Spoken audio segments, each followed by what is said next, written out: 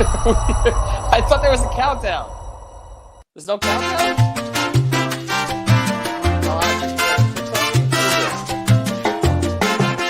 All right. Welcome to the latest episode of The Fourth Floor, an extension of 5 on the Floor of the 5 Reasons Sports Network. What was that? You're always telling me to wait.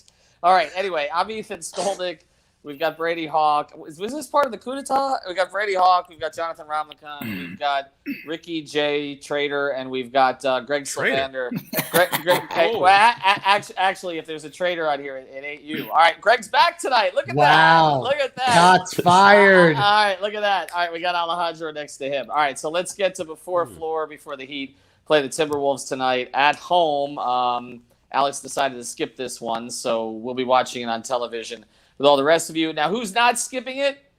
Jimmy Butler and Tyler Hero. We'll get to that in a second. Before we do, I want to tell you about the great sponsors of the 5 Reasons Sports Network, and particularly of this particular before floor thing. Alejandro, though, threw me off. Aggressive Insurance, 954-581-8800, 954-581-8800. That's insurancebyLynette.com. There's 2 N's, 2 T's. InsurancebyLynette.com. Lynette is a frequent commenter here. Big Heat fan, very educated about the Heat, also educated about getting your ass on the road when you're a bad driver. So if you are, reach out to her, 954-581-8800, 954-581-8800. Also, of course, sponsored by Biscayne Bay Brewing. Make sure you ask for it. If you're at the arena tonight, it's right outside of 124. I had one the other night. All right, let's get to it. Again, Jimmy's back. Hero's back. Oladipo is not back. We'll get into that in a second. But Brady, let's start with you here tonight. We've talked a lot about, who's going to play when everybody's healthy. It would seem to me that the natural slot for Tyler Hero to slide back into is the Max Strus spot. Is it as simple as that? And what did Spoelstra say about minutes? Yeah, I'd agree. I think that's the role. Probably not as much as a shooter because we've seen that kind of tail off, that he finds other areas kind of thriving and tries to attack, tries to pull it from the mid-range when the three's not falling. But the minutes restriction, there's no formal minutes restriction. He says he's going to monitor him, and he's not going to play any minutes close to what he played before the injury. So I don't expect him to play high minutes. But obviously that's been said before. And then it's a close game with Minnesota, and he's playing in the fourth quarter. So we'll kind of see what happens. So the ideal situation is it's not close in the fourth quarter, but you never know what happens in a game like this. But Greg, isn't this kind of an easy excuse for Spoelstra? Like here's the thing. Here's the thing about it, right? Like, Hero was playing every minute of every fourth quarter, right? Since he went out, Kendrick Nunn has pretty much been playing those minutes. If you would prefer to go with Kendrick Nunn because you trust Kendrick Nunn more at this point than you do Tyler Hero, the easy thing to say is, well, Tyler's not up to speed yet, so I don't have to work him back in there. I feel like this gives Eric a little bit of an out. It's perfect. It's probably the most ideal situation because I don't think Tyler could reasonably expect to just be inserted back into what he was doing as well as Kendrick has played, and the team has played a lot better as well. So I don't see any situation where Spoelstra forces the issue with Tyler Hero, whereas earlier in the season he may have been compelled to. So I think you're totally onto something there. Jonathan, the Heat haven't beaten the Timberwolves since Kevin Garnett was a rookie, or at least it seems like that.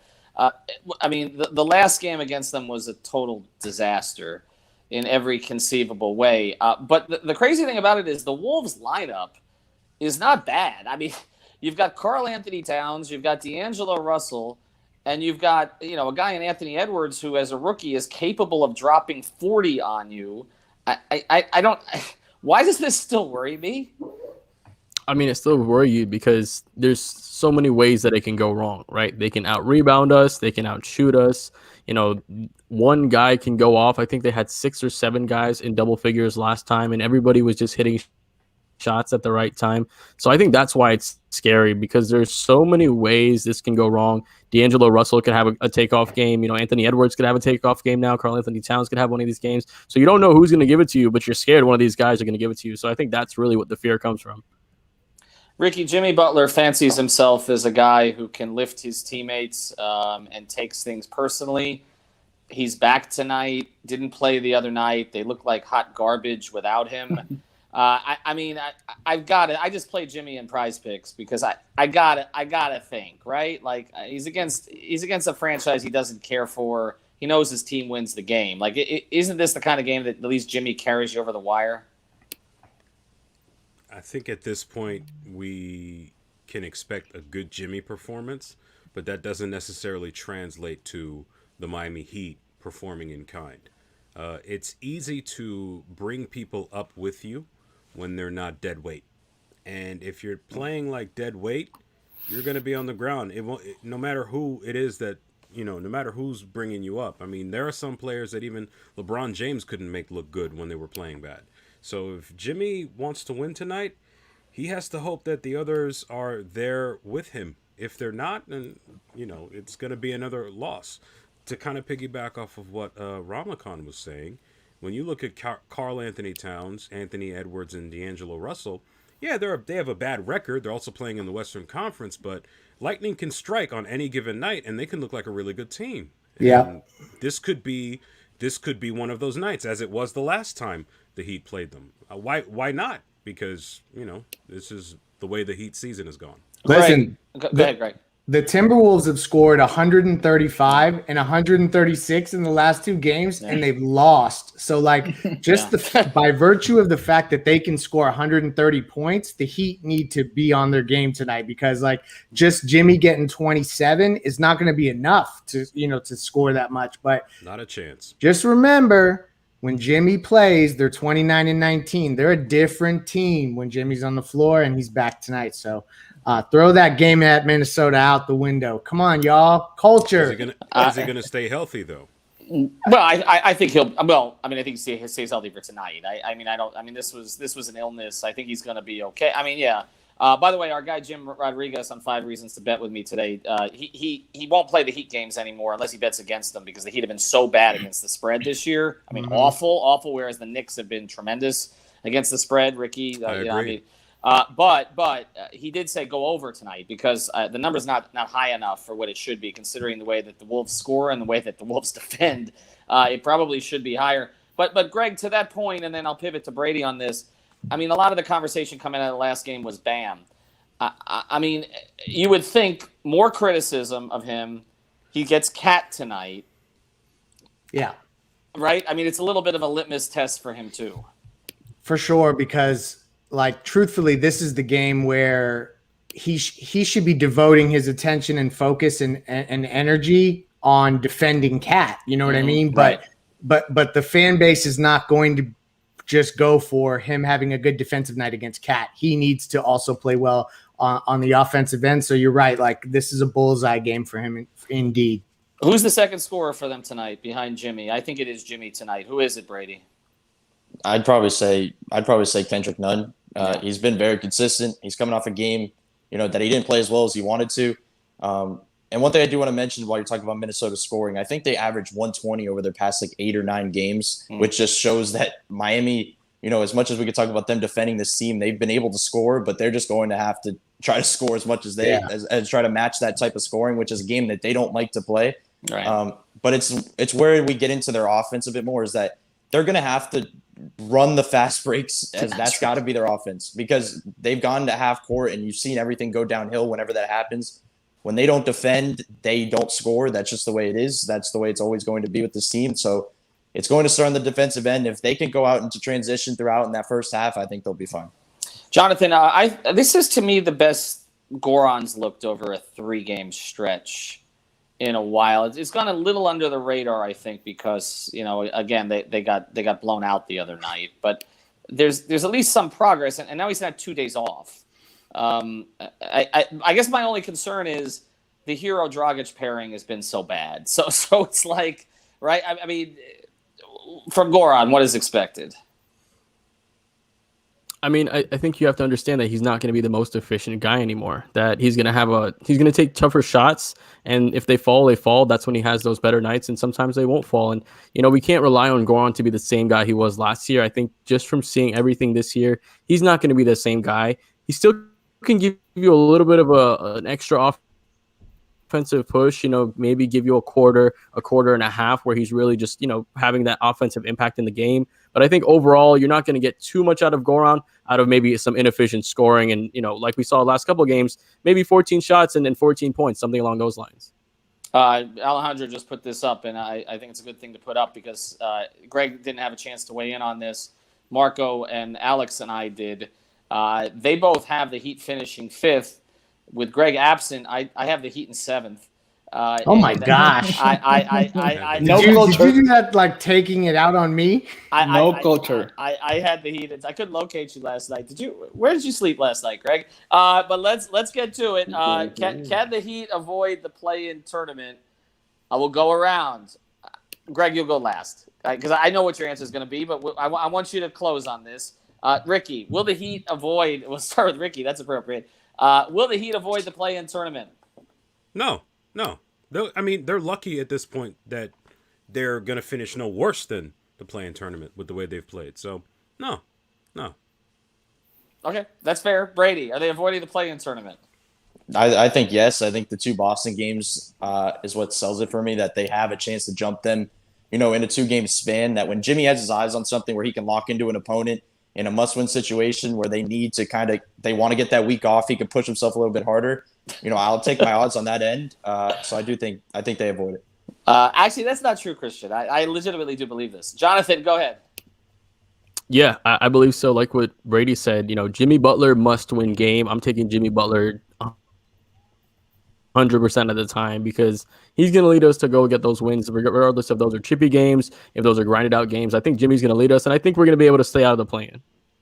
Greg, all right, so I know which way you're going to go here, Greg, but let me ask you this. I'll give you the order of the teams too.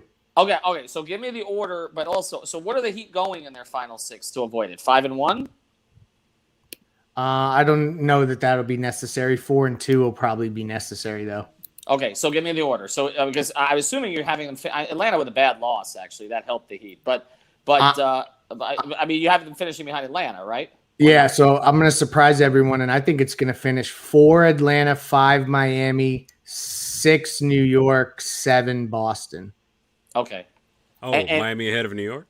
Yeah, because of the tiebreaker. They're going to finish with the tiebreaker. same record, and that'll catapult them up to 5. Okay, but here's the one concern about the tiebreaker. Remember, if there are multiple teams involved in the tiebreaker. That's true. A 3-teamer, I don't know who would come out on top. Right, because what is Atlanta's record with Miami this year? 2-1, right? Okay. Yeah. And Miami's 3-0 against New York, so Miami would, I believe, survive that. I don't know what Atlanta and New York's records are against each other. Yeah, because Miami would have 4 wins, you're saying, in that when you pull it together. Yeah. Are you assuming, Greg, a Boston split or a sweep over Boston? Because a Boston split.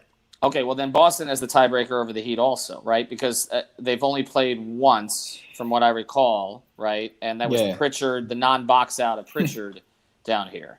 Sixers and Bucks. So essentially, what I'm saying is that they're going to get the Sixers and the Bucks. Yes. All right. Well, they're going to have to because and again, one thing we talked about last night. Or they sweep Boston. If they sweep Boston, then they're good to go. Right. See, to me, it's everything. Sweeping Boston is the only way to avoid the play-in. That's the way it looks like because if you're looking at the rest of these, assuming a win tonight, which we can't assume, but assuming Philly's wrapping that 1 seed. That's the thing, though. But Greg, they get a week off, so I don't know that they're going to necessarily sit everybody. You know what I'm saying? That's a good point. Now they may sit Embiid. They may just to put him in bubble wrap, right? But Milwaukee is not going to be anybody sitting. Milwaukee's got something to play for, right? Okay, so Brady, I'll go to you, and we'll kind of close here on tonight. If you're Milwaukee, do you play your guys in the last? Are you going for the? There's an advantage to being the 2 over the 3 for sure, right? You're playing a play-in team instead. Yeah, and I think there's a short-term memory of if you have to get a Heat team as a 6 seed, right? You don't want to do that. I think that teams, scouts or whoever it was that said it, you don't want to see Miami and then those type of situations. And if anybody doesn't want to see them, I think it's the Bucks. So I think they would. And as you mentioned, I think it's a great point that they get that week off. So I just don't think they have a reason to sit guys. All right, so let's go around tonight. They are, I believe, a 9.5-point favorite at home against Minnesota. I'll have to look it up. Are we gonna? We'll start with Greg. We'll go around the corner here. Are we gonna be sweating this one tonight? No. Okay. No. This is a blowout. Okay. John? Yeah, I think we are. Okay. Sweating it, but winning. Sweating it. We still win, but we're sweating it. You look like you're sweating it. That's okay. Brady, they sweating it tonight? No, I think it's a blowout. I think anything less than a blowout is a disappointment. This is a game that you have to win by a decent margin. I'll let Ricky close on this. Alejandro, blowout tonight?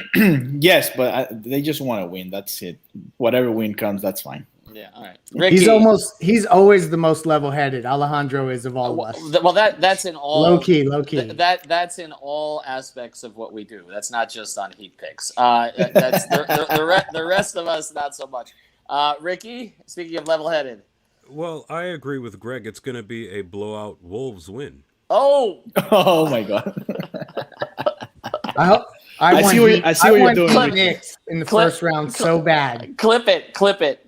We need a clip of that. Oh, that Julius Randle max contract is going to to be worth it in a couple years. That's going to be the Amare contract all over again. Oh, Goodbye. not a chance, my friend. You guys roll. Knicks in 7.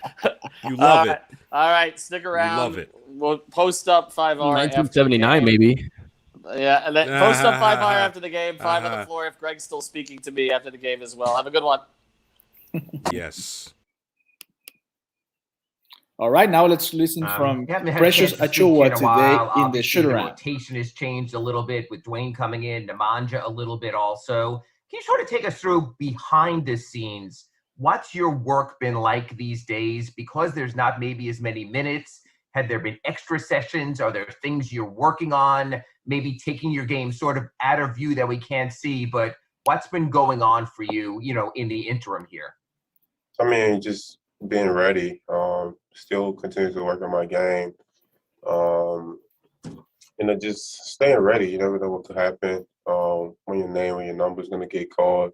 So for me, it's just being ready to play, staying in shape, keeping my game sharp as much as possible, and my body and conditioning right. I almost look at it as a reverse rookie season. Usually rookies grow into a role as the season goes on. You were given a lot of chances early and you produced early, and then things sort of changed. I'm just curious, how difficult is it when all the good happens early? You got named to the rookie challenge team, things like that. And then sort of the reality of NBA life sets in. I mean, is that sort of a tough deal when it was all there early and maybe changed a little bit after? I mean, anything is tough, you know what I'm saying? It's just the nature of things. It's just the way things are. Nothing's ever gonna go smooth, the way we want it to go. But it's just like I said, just staying ready, being prepared, being a professional, and coming in, handling my job, and just being ready for whatever my name is called. And we spoke to you about this, during the other times also, is you've had a rookie season, well, the entire rookie class has, like no other rookies ever. No summer league, no pre-training camp, no full training camp, just hello, sign here, boom, go out and play. How nice will it be for you to finally have a chance this offseason, to have summer league if you choose to go or ask to go, to be able to get into the Heat's gym weeks before the start of training camp, to have a real NBA training camp with a real preseason? Look, I'm not asking you to look that far ahead. I know there's still a season here. But when you see that there's actually the reality of NBA life ahead of you also, is that something you're looking forward to, that you have a full sort of, I guess, for lack of a better word, opportunity for summer school? Yeah, this is not, I don't look at it as school. This is a job.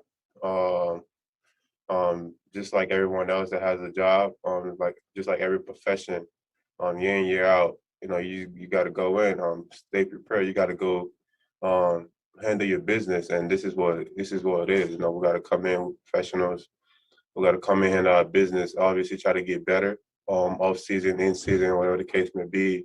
And obviously, in the off season, we have more time just because we don't play a lot of games. But you could really focus on one or two things, whatever the case may be.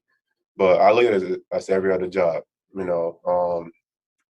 try to get better, try to maximize what I could do in the off season, and just looking forward to the next season as well.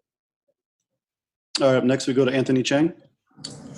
Hey, Precious. We've asked you this throughout the years, the different challenges, rookies are facing this season with just kind of the unique schedule. But just as the season's winding down, what have been the biggest challenges of kind of this year of just being kind of dropped into, your rookie season a few weeks after being drafted?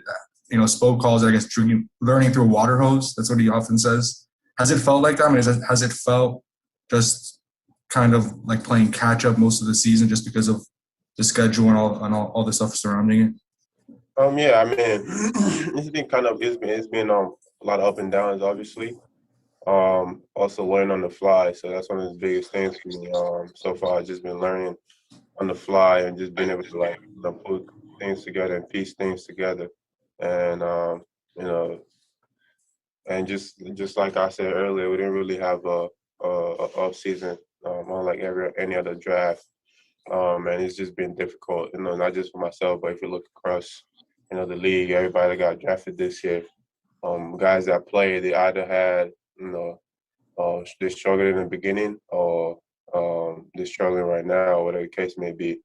But it's just, we all trying to learn on the fly and trying to incorporate what we learn into our games. And you mentioned there when I was asking his final question that, the offseason gives players a chance to focus on one or two things specifically of their game. What are you looking at already that you're like, okay, I can't wait to work on this or improve in this in the offseason? Is there a few aspects that you could share every game that, you hope that is on that list? Yeah, I think my overall game, my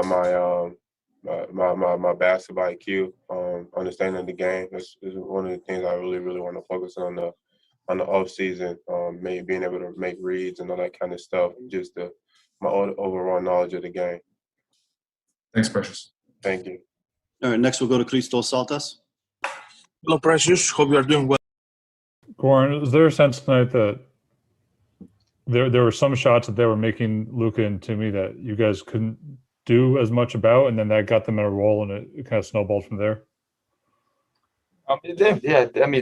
They're shot makers, so they make tough shots. But we are constantly late on our rotations, and they feel too much comfort. And from there on, they're making some tough shots, and their confidence grow, and it's tough to defend like that. After the 39-point first quarter, you guys scored 15 in the second. Is that the cycle of once they start making shots and you guys are taking it out and playing more in the half court, it starts to drag on your offense a little? I would say it's different feeling when you're taking the ball under the basket all the time and you cannot go in the open court and maybe move them a little bit faster in their defense. And that's I would say that goes hand to hand.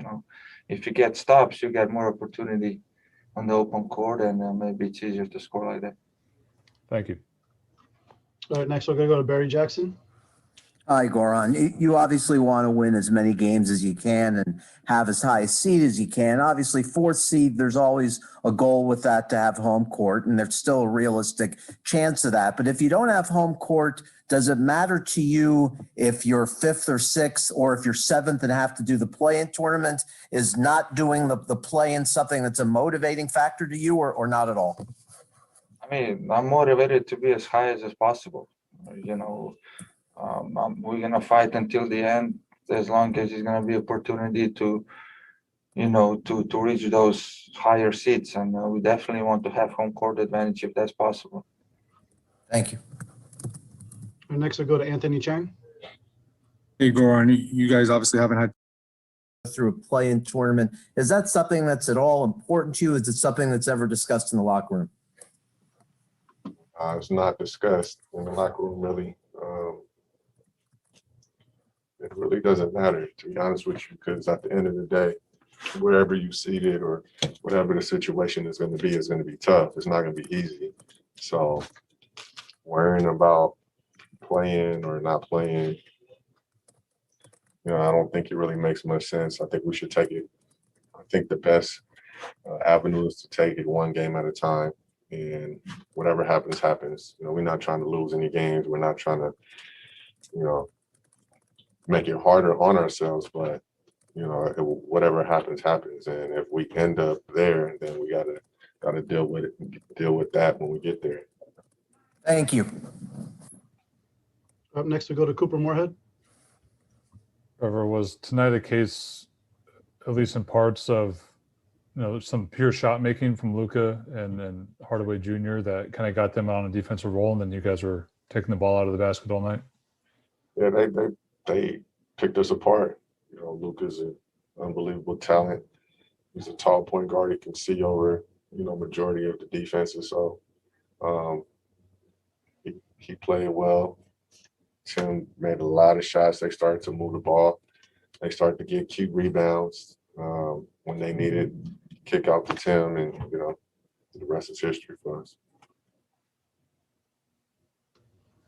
All right, next we'll go to Anthony Chang. The shoot around. The Miami Heat lost to the Dallas Mavericks 127-113. It was a very disappointing game. The Mavs were hot from three, so you tip your cap, but it was a really disappointing Bam game. I feel like he should have been able to do more. We didn't get that from Bam that night with no Jimmy, and hopefully we get Jimmy back tonight. We don't know for sure yet, but the Heat are in another must-win game. I sound like a broken record saying this, but it is like the fifth must-win game that they've had over the last 2 weeks, and tonight it is against the Minnesota Timberwolves. Last time they lost the must-win against the Timberwolves. How do they get this one against the Timberwolves? You're spot on with the must-win game stuff. Like, we're at a point in the season where the Heat just have to get as many wins as possible. Given the fact that you've dropped a bunch of games in spots where you were supposed to win and or very much needed a win, this one absolutely is a must-win, right? It's one of two remaining games out of the 6 remaining games on the Heat schedule where they're prohibitively going to be favored in that game. The other 4 games on their schedule are against Boston, twice in Boston, a Milwaukee game, and a Philly game. So, you really need to get this one, frankly. Last time that these two teams played 3 weeks ago, the Heat got killed on the boards. They got killed on the boards, the second chance points. Jimmy Butler had a spectacular game, and they found a way to lose after leading going into the fourth. So tonight, hopefully you get Jimmy back. You do a better job in the rebounding department. And if they get those things, I think they should be in a position to win this game. Yeah, last time they really did find a way to lose. They were up 5 going into the fourth quarter, and they got outscored by 13 against the Timberwolves. Very disappointing, but I think the X factor in this game will be Dwayne Dedmon. They didn't have him last time that they played. That's why the 3 forwards that came off the bench from Minnesota combined for 40 points. I think in this game, Dwayne Dedmon is going to be able to make an impact, at least on the boards, and keeping people out of the paint, making the Timberwolves shoot, in which they're not a very good shooting team most of the time. Shot 40% against us, but I believe they're closer to 35% from 3 on the year. So hopefully they're able to dominate the paint. I think that's something they should really strive to do this game. Hopefully Jimmy plays, and hopefully the Heat are finally able to get a W. Quick prediction. He'd get a win. Come on.